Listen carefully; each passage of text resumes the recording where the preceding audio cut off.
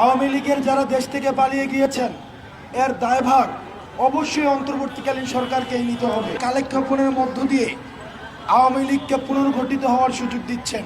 আমরা দেখলাম আওয়ামী লীগের যারা প্রধান ভূমিকায় ছিল তাদেরকে এই সরকার গ্রেফতার তো দূরে থাক, ক্ষেত্র বিশেষে তাদেরকে নিরাপদে দেশ থেকে বের হয়ে যাওয়ার সুযোগ করে দিয়েছে।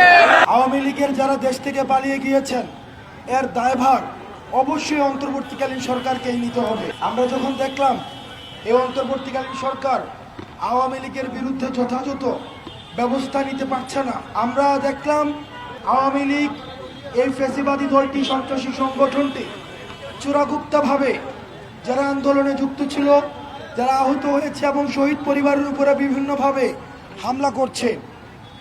আমরা আরও দেখতে পেলাম এই ফ্যাসিবাদী সরকার, আওয়ামী লীগ সরকারের রাষ্ট্রপতিকে সরকার নিজস্ব পৃষ্ঠপোষকতায় দেশ থেকে পালিয়ে যেতে সহায়তা করেছে। সেটির ধারাবাহিকতায় আমরা কিন্তু ঘরে বসে থাকতে পারিনি। আমরা আপনাদের আস্থায়, আমি বিশ্বাস করেছিলাম কেউ যদি আমার পাশে এসে নাও দাঁড়ায়, আমার আহত এবং শহীদ পরিবারের ভাইয়েরা আমার পাশে এসে দাঁড়াবে। এবং সেদিন রাতে আপনারা দেখেছেন আমরা গুটি কয়েক মানুষ সেদিন যমুনার সামনে আমরা অবস্থান নেই এবং আপনারা আমাকে হতাশ করেননি। আপনারা আমাকে হতাশ না করে আপনারা সেখানে আমার সাথে এসে সংহতি জানিয়েছেন এবং পরবর্তীতে আমাদের পুরো আন্দোলনে গতকাল পর্যন্ত আমাদের অবস্থান কর্মসূচিতে আপনারা নিরঙ্কুশভাবে আমাদের পাশে এসে দাঁড়িয়েছেন। গতকাল আমাদের আন্দোলনের পরিপ্রেক্ষিতে সরকার থেকে যে বার্তাটি এসেছে,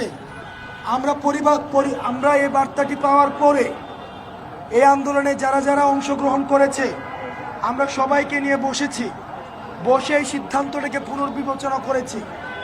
পুনর্বিবেচনা সাপেক্ষে আমরা সরকারকে বলেছি আমরা আগামীকাল পরিপত্র বা প্রজ্ঞাপন পাওয়া পর্যন্ত আমরা কিন্তু সরকারকে সময় দিয়েছি।